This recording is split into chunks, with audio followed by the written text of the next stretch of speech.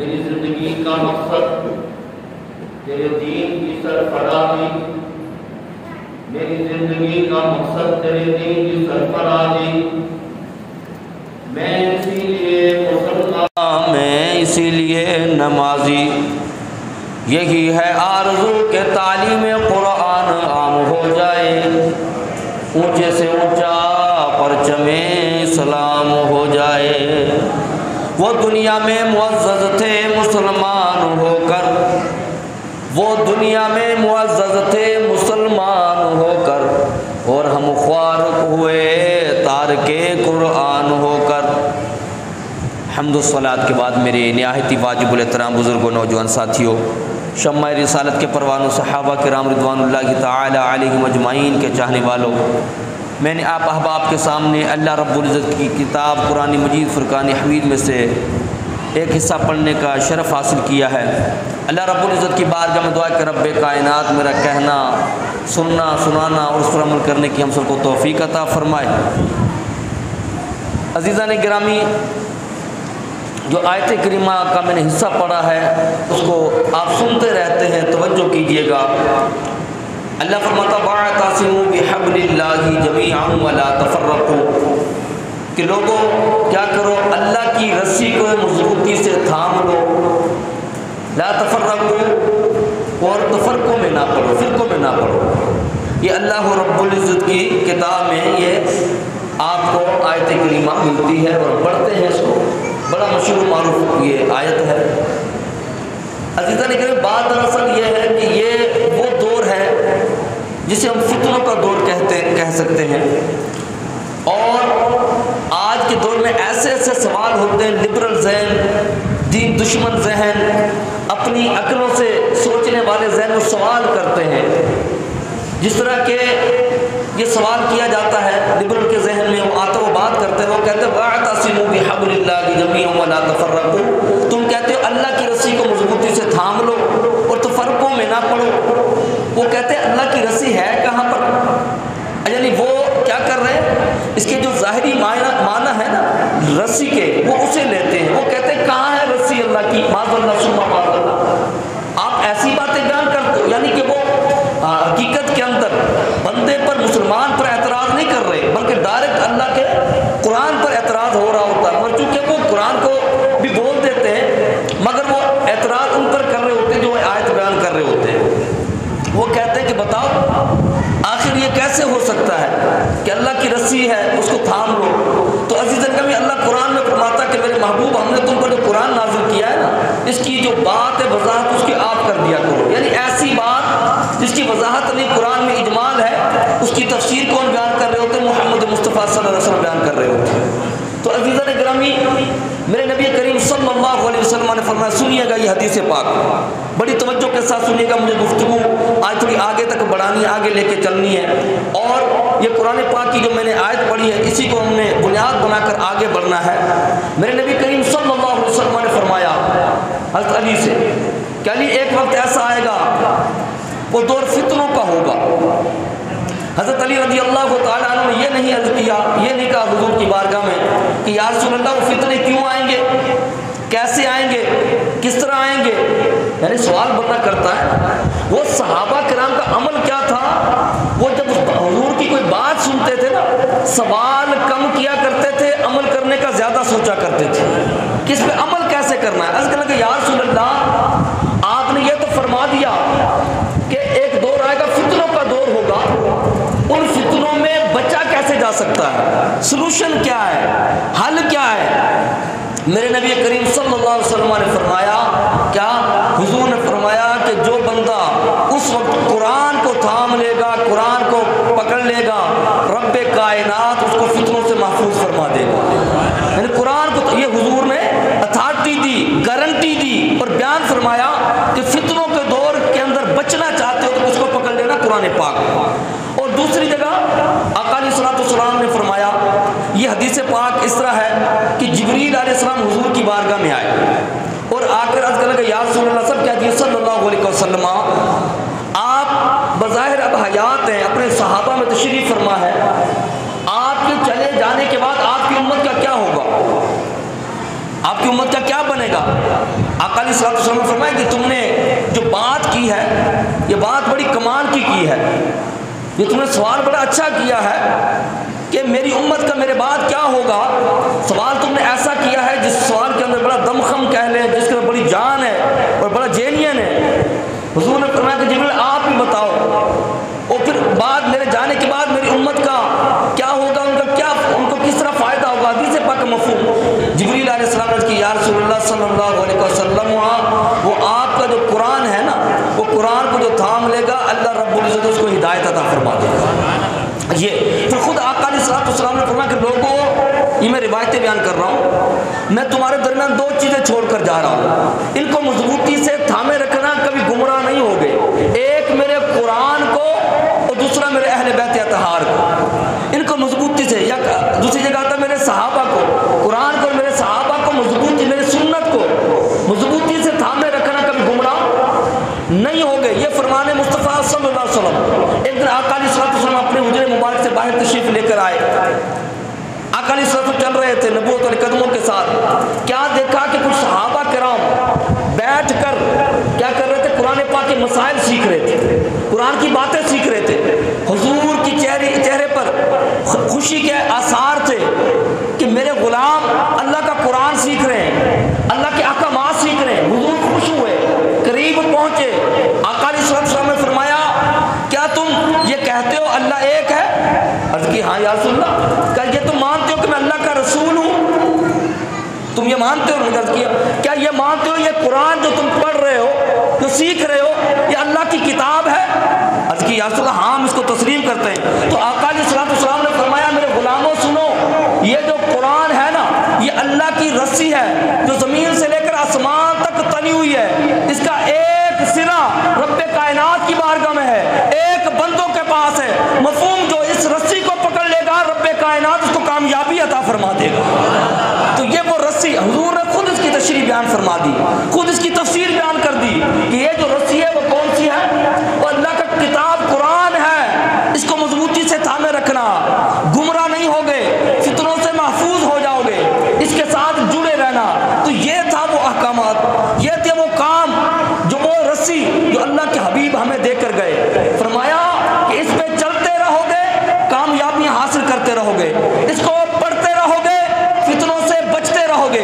تو اب جو چاہے فتنوں سے بچوں، جو چاہے اللہ کی بارگاہ میں پہنچوں، جو چاہے مولا کی قربت حاصل کروں، وہ کیا کرے، وہ قرآن پاک کو پڑھنا شروع کر دے، انشاءاللہ وہ دنیا میں بھی کامیاب ہو جائے گا، آخرت میں بھی کامیاب ہو جائے گا۔ تو یہ وہ چیز دے کر گئے آقا علیہ السلام۔ تو عزیزاں میں جب قرآن پڑھا، قرآن پڑھنے کے بعد اب یہ ذہنوں میں خیال آتا ہے کہ اب ہمیں کرنا کیا ہے، کیونکہ قرآن تو آ گیا، اب قرآن تو آ گیا، اب اس کے اندر ہر چیز کا علم، اس کی رسی کا ایک سرا بندوں کے بعد دوسرا رب کائنات کی بارگاہ میں، اب جو اللہ کی بارگاہ میں پہنچنا چاہتا ہے اس رسی کو پکڑے۔ تو عزیزان گرامی جب یہ آ گیا، احکامات آ گئے، قرآن آ گیا، اب یہ کمپلیٹ کوڈ آف لائف ہے، ہماری ہر زندگی کا پہلو، ہر علم اس قرآن کے اندر موجود ہے، پوشیدہ ہے، اسے پڑھنے کی تلاش کرنے کی ضرورت ہے۔ تو عزیزان گرامی میرے اور آپ کے نبی حضرت محمد مصطفیٰ احمد مصطفیٰ سب کہہ دیے صلی اللہ علیہ وسلم۔ دیکھیں جب بندہ ایمان لے کر آ جاتا ہے نا، ایمان نام یہ ہوتا ہے کہ رب کائنات کی ذات کو سب سے بڑا مان لینا، اللہ پر ایمان لے کر آنا۔ جب بندہ ایمان اللہ پر لے کر آ جاتا ہے نا تو پھر کیا ہے، پھر بندہ جب ایمان لے کر آ جاتا ہے تو اس کے بعد پھر کیا ہوتا ہے، بندے کے اوپر ذمہ داریاں عائد ہو جاتی ہیں، کچھ احکامات ہوتے ہیں جو اس کے اوپر عائد ہو جاتے ہیں، پھر بندے کے اوپر وہ فرض اس کے منصب بھی نافذ ہو جاتے ہیں۔ وہ کیا تھا، آخر قرآن جو آیا اس کا مقصد کیا تھا، انبیاء جو آئے ان کا مقصد کیا تھا، اللہ رب العزت نے خود فرما دیا قرآن مجید فرقان حمید کے اندر، کیا فرمایا، فرمایا میرے محبوب ہم نے تمہیں دنیا میں بھیجا ہے۔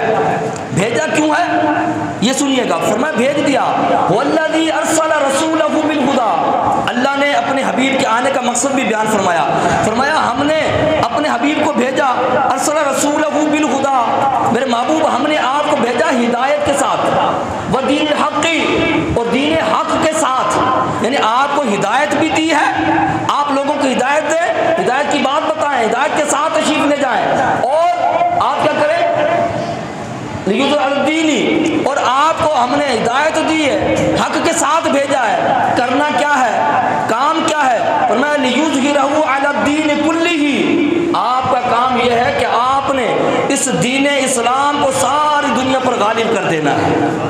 کیا کر دینا ہے؟ ساری دنیا پر غالب کر دینا ہے۔ تو پتہ چلا کہ حضور جو تشریف لائے تھے وہ اس دین اسلام کو ساری جگہ پر، سارے ادیان پر غالب کرنے کے لیے آئے تھے۔ یہی کام ہوتا ہے کہ حضور دین کے غلبے کے لیے آئے۔ آج اگر کوئی داڑھی رکھ لے، آج کوئی امامہ پہن لے، آج کوئی شلوار ٹخنوں سے اوپر کر کے حج عمرہ کر کے ہم اللہ کو دھوکہ نہیں دے سکتے۔ ہمارا مال کیسا ہے اللہ وہ بھی جانتا ہے، ہم نے کام کیا کرتے ہیں اللہ وہ بھی جانتا ہے۔ یہ جزوی طور پر عبادت تو ہے، اللہ کا ذکر کرنا، نماز پڑھنا، یہ جزوی طور پر عبادت تو ہے، مگر کامل ایمان یہ نہیں ہے، مکمل ایمان یہ نہیں ہے۔ مکمل ایمان کیا ہے؟ فرمایا مکمل ایمان یہ اطیعوا اللہ و اطیعوا الرسول، اطیعوا اللہ اطیعوا الرسول، اللہ کی اطاعت کرو، اس کے رسول کی اطاعت کرو، اس نبی کے نقشے قدم پر چلو، وہ نبی جو تمہیں دے دے اسے لے لو، جسے روک دے اسے باز آ جاؤ۔ یہ کام تھا۔ اب حضور کو بھیجا اس کام کے لیے۔ جب آقا علیہ الصلوۃ والسلام تشریف لائے، جب حضور تشریف لائے تو پھر حضور نے کیا کیا؟ آقا علیہ الصلوۃ والسلام نے لوگوں کو دین اسلام کی تبلیغ کی، ان کو سمجھایا، اور یہ ہر بندے کا فریضہ ہے، ہر بندے کا فریضہ ہے۔ حضور نے فرمایا تھا، آخر جو خطبہ ہوا یہ سنیے، پھر آگے بات بتاتا ہوں۔ حضور نے آخری خطبہ حجۃ الوداع کا جو خطبہ دیا اس میں 1,24,000 کم و بیش صحابہ کرام کی جماعت تھی۔ آج سے 14 صدیاں پہلے 1.25 لاکھ کے قریب صحابہ کرام موجود ہیں۔ آقا علیہ الصلوۃ والسلام نے ان سے خطاب فرماتے ہوئے ان کی طرف اپنا چہرہ انور فرمایا اور خطاب فرمایا۔ دائیں طرف دیکھا، حضور نے فرمایا کہ بتاؤ کیا میں نے اللہ تعالیٰ کا پیغام آپ تک پہنچا دیا؟ اللہ کا پیغام میں نے آپ تک پہنچا دیا؟ حضور نے 1 مرتبہ کہا، 2 مرتبہ، 3 مرتبہ دہرایا، پھر اپنے پہلے دائیں دیکھا، پھر سامنے دیکھا، کیا میں نے تمہیں اللہ کا پیغام دے دیا؟ میں نے تمہیں ہدایت کا رستہ بتا دیا؟ تمہیں گناہوں کے بارے میں بتا دیا؟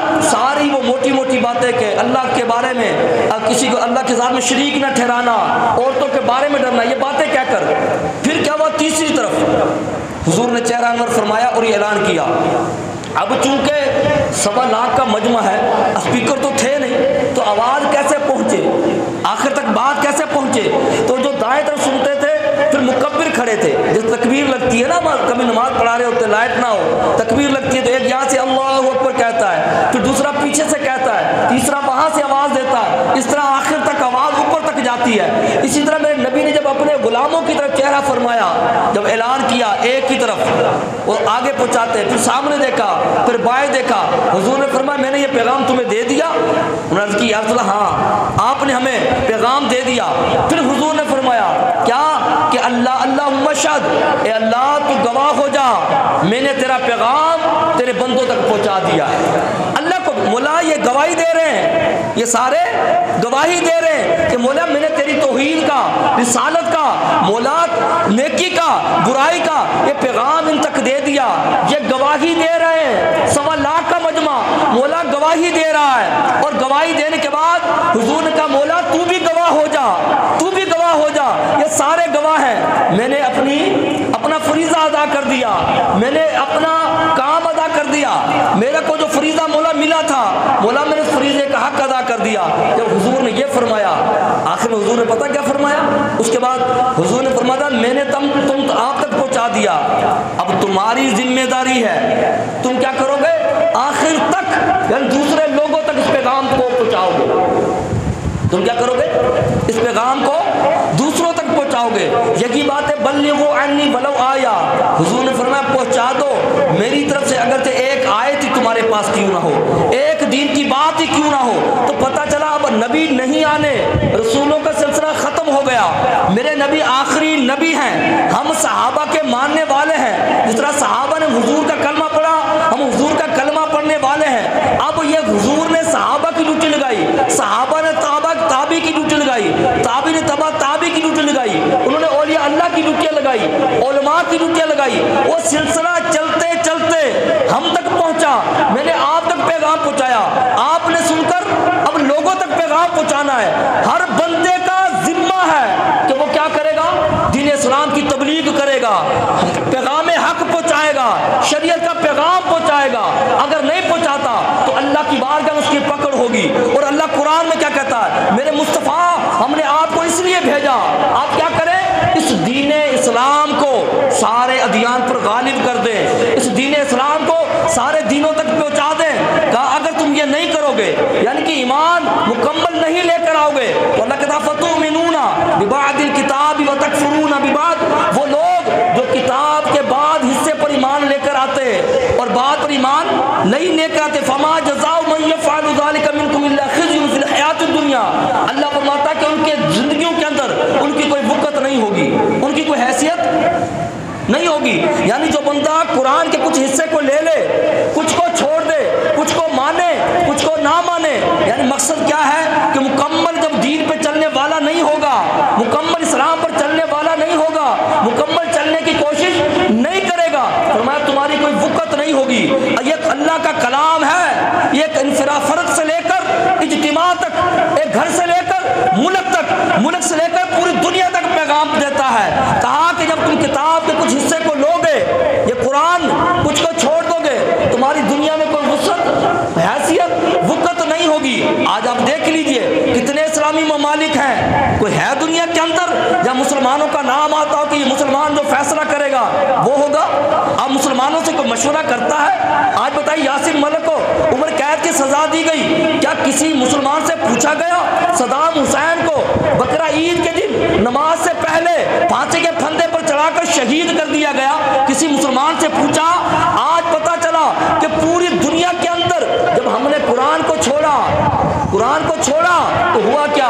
آج اس کا نتیجہ ہمارے سامنے ہے۔ ہاں بندہ پیسہ کما کر، دولت کما کر، اپنے خاندان کا بڑا ہو کر عزت کما سکتا ہے، تھوڑی اس کی حیثیت ہو سکتی ہے، یہ ایک انفرادی طور پر، اپنے خاندان کے طور پر تھوڑی بہت عزت ہو سکتی ہے، مگر دنیا کے اندر ہماری کوئی وقت نہیں ہے۔ سعودی عرب کے اندر بڑا تیل، بڑا مال ہے، اور ان لوگوں کا بھی مذاق بنایا جاتا ہے، دنیا میں ان کی کوئی حیثیت نہیں، ان کی بات کو کوئی اہمیت نہیں دیتا۔ یوکے دبئی چلے جائیے، ان کی بات کی کوئی اہمیت نہیں ہے۔ اچھا آپ کے پاکستان کے اندر جو ہم لوگ رہتے ہیں، چلو ہم تو عوام ہیں، ہمارے جو بڑے جو بنے پھرتے ہیں حکمران، کیا ان کی کوئی حیثیت ہے باہر کی دنیا کے اندر؟ مجھے آپ بتا دیں کہ ان کی قدر کی نگاہ سے ان کو کوئی دیکھتا ہے؟ کوئی فیصلہ کرنے سے پہلے ان کو پوچھتا ہے کہ آپ کی کیا رائے ہے؟ آج امت مسلمہ اجتماعی طور پر جو ذلت کا شکار ہوئی، اللہ نے قرآن میں بتا دیا کہ لوگوں جب تم قرآن کو کچھ لوگے، کچھ چھوڑو گے، تمہاری وقت ختم ہو جائے گی، حیثیت ختم ہو جائے گی، تمہیں کوئی پوچھنے والا نہیں ہوگا۔ آگے کیا کہا کہ یہ تو دنیا کے اندر ہے، اللہ فما جزاء من یفعل ذلک منکم الا خزی فی الحیاۃ الدنیا ویوم القیامۃ یردون الی اشد العذاب، اور کہا جب روز قیامت کا دن ہوگا تو کیا ہوگا؟ تمہیں دردناک عذاب کی طرف لے جایا جائے گا۔ دنیا میں تمہاری وقت ختم ہو جائے گی اور آخرت میں کیا ہوگا؟ تمہیں دردناک، قیامت کے دن تمہیں دردناک عذاب دیا جائے گا۔ تو آج امت مسلمہ کی زوال کی وجہ کوئی اور نہیں ہے، عبادت نہیں کی عبادت نہیں کرتے، امت مسلمہ کی زوال کی وجہ یہ نہیں ہے کہ وہ آج مسجدیں نہیں بنا رہے، امت مسلمہ کی زوال کی وجہ یہ ہے کہ انہوں نے قرآن کو چھوڑ دیا، قرآن کے احکامات کو چھوڑ دیا، کچھ قرآن کی آیت کو لیا، کچھ کو چھوڑ دیا۔ تو عزیزان گرامی، اب جب اللہ کا نبی کے بعد پھر اللہ کے نبی کے خلیفہ ہوتے ہیں، وہ خلیفۃ المسلمین ہوتے ہیں، ان کا کام فقط حکومت کرنا نہیں ہوتا کہ جو ابو بکر صدیق، عمر فاروق، عثمان غنی، حضرت علی شیر خدا رضی اللہ تعالی عنہ، ان کا کام اور جتنے صحابہ، خالی حکومت کرنا نہیں ہوتا بلکہ امت میں سب سے اچھے بن کر پیش کرنا ہوتا ہے تاکہ دنیا ان کو دیکھے اور اپنا آئیڈل بنائے، ان کو دیکھے اور ان کے پیچھے چلے۔ یعنی جو حضور کا خلیفہ ہوگا، جو حضور کا ماننے والا ہوگا، وہ سب سے زیادہ حضور کے قریب ہوگا، حضور کی عادتیں اپنانے والا ہوگا۔ آج ہر بندہ خلیفہ ہے، کیسے؟ اب سنیے گا، میں بات اختتام کی طرف لے جانا چاہ رہا ہوں، ٹائم ہونے والا۔ بات یہ کہ آج ہر بندہ مسلمان جو ہے خلیفہ ہے، وہ کیسے؟ دیکھیے، آپ کو اللہ نے ناک دیا، کان دیے، آنکھیں دی، زبان دی، اللہ نے آپ کو قدم پاؤں دیے، اللہ نے آپ کو دماغ دیا۔ اب کرنا کیا ہے؟ توجہ ہے، کرنا یہ ہے کہ لوگوں، زبان اللہ نے دی دی ہے, خلیفہ حاکم وقت تم ہو اس کے, یہ جسم اللہ نے تمہیں دیا ہے, یہ زبان ہے, اس زبان کو لگاؤ اللہ کی راہ میں, یہ آنکھیں ہیں, ان آنکھوں پہ پیرے بٹھاؤ شرم و حیا اور ایمان کے, دماغ ہے, اس سے سوچو کس کے بارے میں, اللہ کے قرآن کے بارے میں, یہ قدم ہے, چلاؤ نیکی کی جانب, جان ہے, لگاؤ نیکی کی جانب, یعنی اپنے جسم پر کیا کرو, اس قرآن کو نافذ کرو, اپنی آنکھوں پر, اپنی زبان پر, اپنے کاروبار پر, پھر اپنے گھر پر.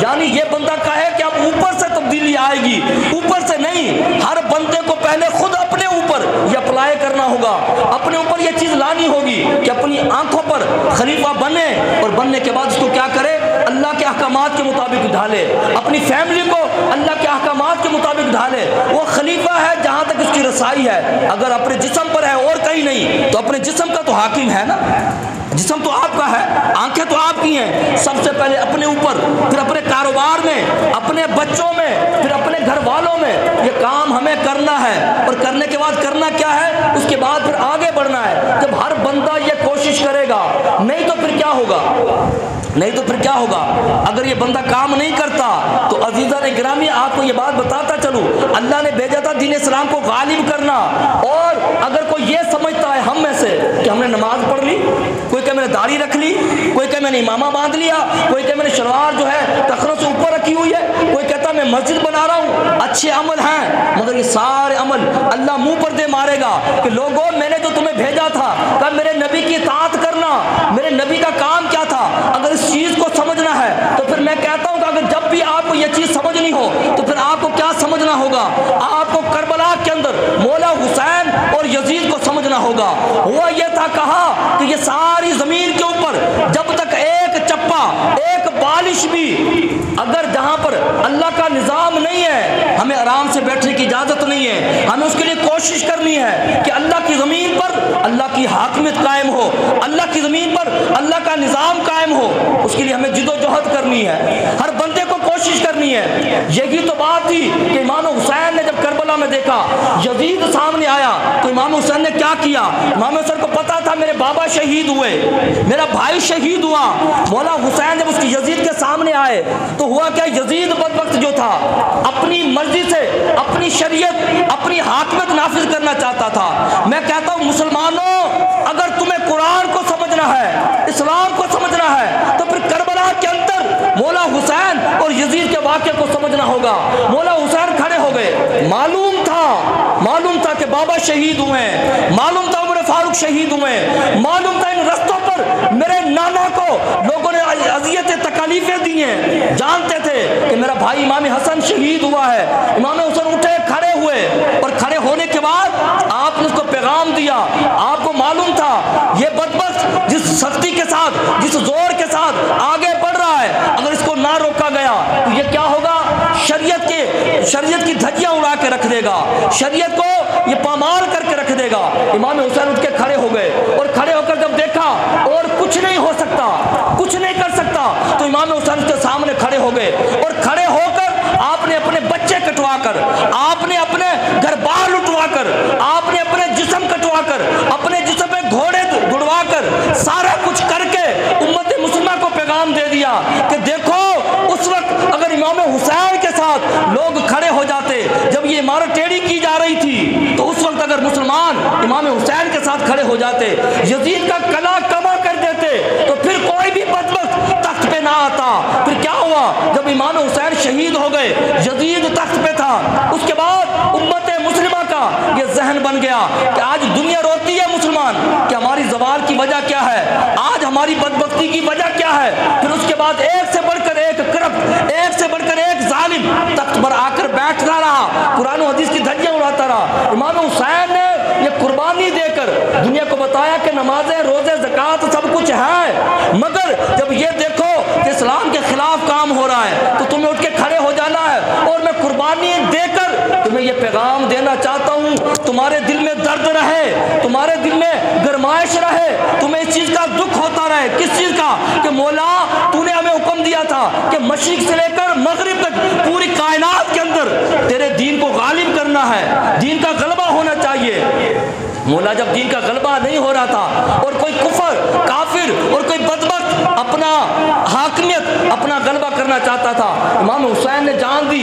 آج اپنے ایمان سے بتائیے، پوری دنیا کے اندر آج ہم ایک بابری مسجد کے لیے روتے ہیں نا، ایک مسجد کے لیے، اس پہ قبضہ کس کا ہے؟ بابری مسجد پہ ہندوؤں کا قبضہ ہے۔ آپ کو پتا ہے یہ پوری زمین جو ہے، اللہ کے حبیب نے فرمایا یہ پوری زمین اللہ تعالیٰ نے میری امت کے لیے مسجد بنا دی ہے۔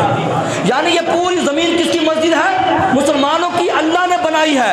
اور آج وہ قرآن جو ہم نے الماریوں میں رکھ دیا، یہ قرآن الماریوں میں رکھنے کے لیے نہیں آیا تھا، یہ قرآن صرف مرنے کے بعد فاتحہ کے پڑھنے کے لیے نہیں آیا تھا، یہ قرآن جب دنیا سے جا رہا ہو سورہ یاسر پڑھنے کے لیے نہیں آیا تھا۔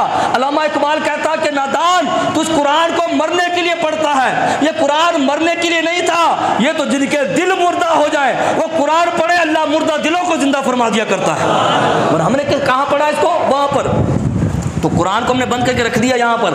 اب پوری دنیا کے اندر حاکمیت کس کی ہے بتائیے؟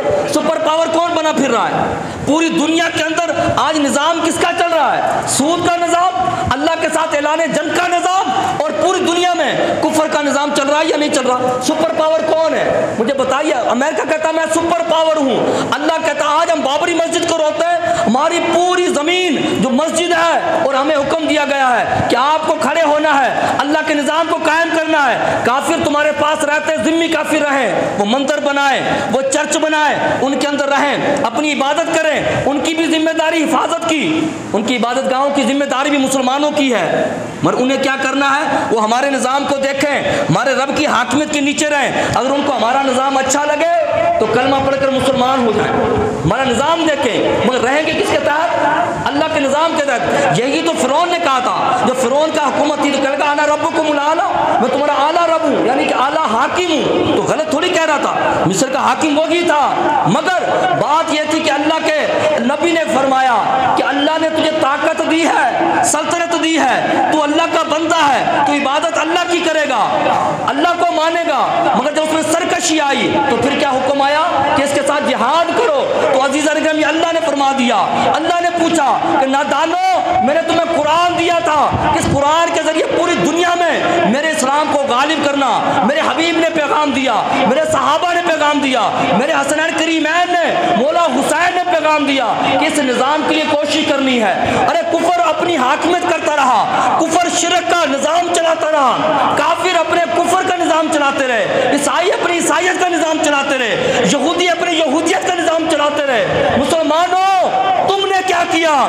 تم نے قرآن کو گھر میں رکھ دیا اور میری شریعت کی دھجیاں اڑائی جاتی رہی، میری شریعت کو ختم کیا جاتا رہا، میری شریعت کے خلاف کام ہوتا رہا۔ بتاؤ تم نے کیا کیا تھا؟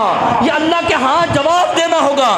اور عزیزان گرامی اللہ نے کہہ دیا قرآن دیا تھا نافذ کرنا، تمہیں دنیا میں نافذ کرنا تھا۔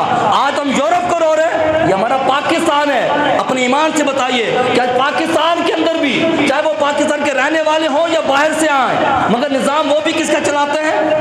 کفار کا نظام، سود کا نظام، اللہ کے ساتھ اعلان جنگ کا نظام پوری دنیا کے اندر۔ مجھے آپ ایک گاؤں دکھا دیں جہاں اللہ کا قانون نافذ ہو، ہے کوئی جگہ؟ ایک گاؤں ایسا بندہ کہ یہاں پر رب رسول کا نظام نافذ ہے؟ پوری دنیا کے اندر کفر کا۔ اور عزیزان گرامی سب سے بڑی طاقت کس کی ہے؟ اللہ کی۔ ہمیں جھکنا کس کے سامنے؟ اللہ کے سامنے۔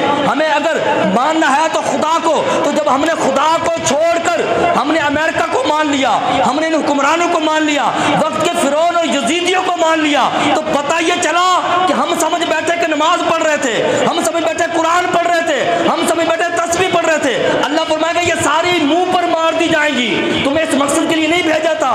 یہ واضح و نصیحت اچھی چیز تھی، کرتے نماز کو پڑھ لے اچھی بات ہے، قرآن پڑھے اچھی بات ہے، نہیں پڑھتا، مگر کہا کہ جب تک اسلام کی حکومت نافذ نہیں ہوتی تو اسلام یتیم ہے، جب تک اسلام کی حکومت نافذ نہیں ہوتی تمہاری کوئی حیثیت نہیں ہے، جب تک تم قرآن کو پڑھنے والے عمل کرنے والے نہیں ہوتے دنیا میں تمہاری کوئی وسعت اور وقت نہیں ہے۔ اب ہر بندے کا فریضہ ہے، ہر بندے کا فریضہ ہے، وہ کیا کرے؟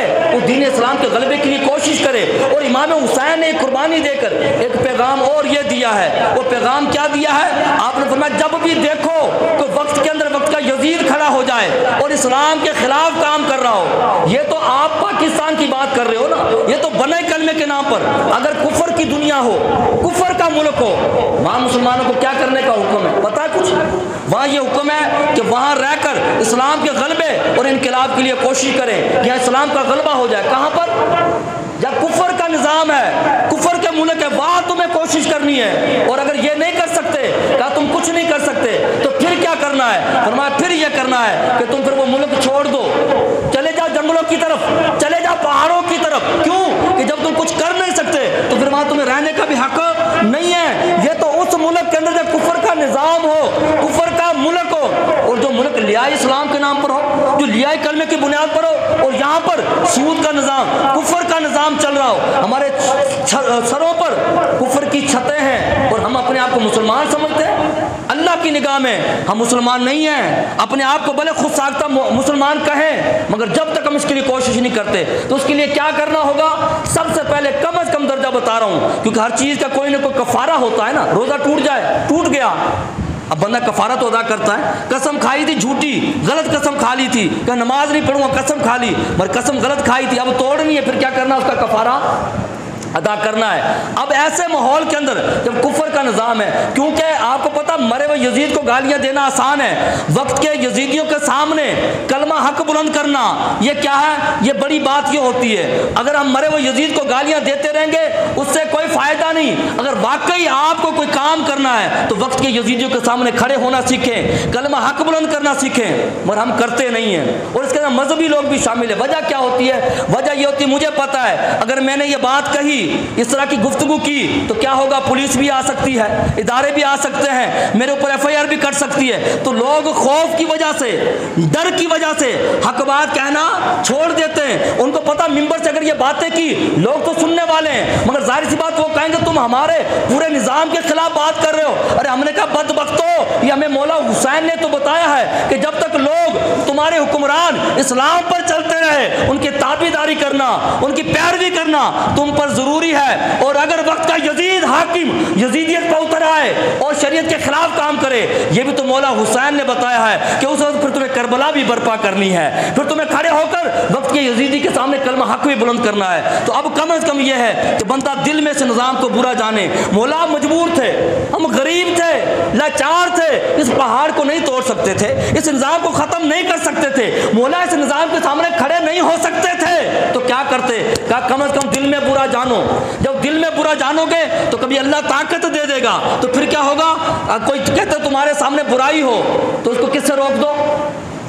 پہلا درجہ ہاتھ سے روک دو، دوسرا درجہ زبان سے، یعنی اگر ہاتھ سے بھی نہیں روک سکتے، زبان سے بھی نہیں روک سکتے، تو ادنا درجہ کیا ہے؟ اس کو دل میں برا جانو کہ یہ غلط ہو رہا ہے۔ کہ دل میں جب برا جانو گے، جس طرح بندہ دنیا میں ترقی چاہتا ہے، دنیا میں عروج چاہتا ہے، اسی طرح پھر بندہ کیا کرے؟ جب یہ دل میں آ گیا تو اب بندہ کوشش کرے برائی کو زبان سے کہنے کی طاقت پیدا کرے، نیکی کی دعوت دے اور برائی سے بچانے کی کوشش کرے۔ ورنہ اگر ہم یہ کہتے رہیں اچھا یہ مسجدیں جو بنائی جاتی ہیں، مدارس جو بنائے جاتے ہیں، تبلیغیں جو کی جاتی ہیں، اور پوری دنیا کے اندر جو قرآن کے درس دیے جاتے ہیں، حدیث کا درس دیا جاتا ہے، اسلام سکھایا جاتا ہے، قرآن پڑھایا جاتا ہے، مقصد کیا ہوتا ہے؟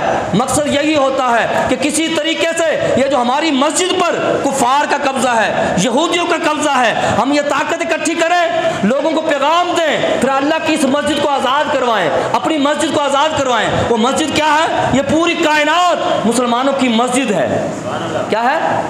مسجد ہے۔ تو بتاؤ اس کے لیے پھر کوشش کرنی ہے یا نہیں کرنی؟ اگر ہم اس کے لیے خاموش بیٹھے رہے تو اللہ نے کہا فرما دے پوچھنا ہے تو نماز روزے زکات، تو آج یہ باتیں اگر کریں یقین کریے ایسے سبق تھے جو ہمیں یاد رکھنے تھے، قرآن کے سبق تھے، صحابہ کے سبق تھے، مگر چونکہ جب ہم نے یہ سبق سنائے نہیں، یہ سبق پڑھائے نہیں، اب لوگ جب یہ باتیں سنتے ہیں نا وہ کہتے ہیں مولوی صاحب یہ کون سی باتیں کر رہے ہو، وہ یہ کیسی باتیں کر رہے ہو، کچھ کہتے ہیں مولوی صاحب سیاست کی باتیں کر رہے ہو۔ اور میں نے کہا نادانو، اگر یہ سیاست نہ ہوتی، یہ احکامات نافذ نہ کرنے ہوتے، اللہ نے یہ پوری کائنات مسجد نہ بنائی ہوتی، دین اسلام کا غلبہ نہ کرنا ہوتا، تو پھر انبیاء کیوں آئے، صحابہ کیوں کٹے، اور خالی دعاؤں سے اور تبلیغ سے کام ہونا ہوتا؟ تو اللہ نے قرآن میں فرمایا کہ میرے مصطفیٰ جہاں ہم نے تمہیں کتاب دی ہے وَأَنزَلْنَا الْحَدِيدَ، ساتھ میں ہم نے تمہیں لوہا بھی دیا ہے، لوہے سے مراد کیا؟ تمہیں تلوار بھی دی ہے۔ تو یہی تو بات تھی کہ خالی دعاؤں سے کام ہونا ہوتا۔ تو اللہ کی عزت کی قسم، میرے نبی